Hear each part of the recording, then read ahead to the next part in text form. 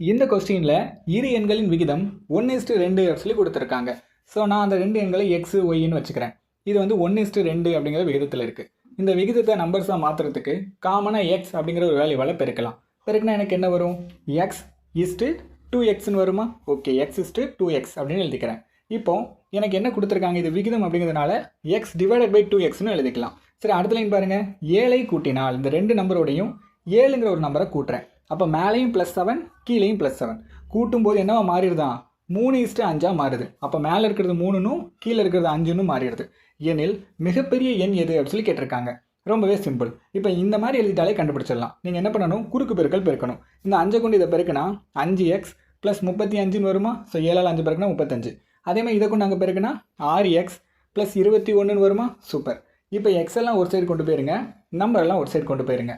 6xலேருந்து 5xை கழிச்சா 1xன்னு வரும். ஓகே, 35ல் 21 கழிச்சா 14ன்னு வரும். அப்போ எக்ஸோட வேல்யூ 14. இது இந்த ரெண்டு டேர்மையும் சப்ஸ்டியூட் பண்ணுங்கள். முதல்ல சப்ஸ்டியூட் பண்ணால் 14, ரெண்டாவது சப்ஸ்டியூட் பண்ணால் 28. சொல்ல பெருசு எது? 28. அப்போ 28 அப்படிங்கிறது ஆன்சர்.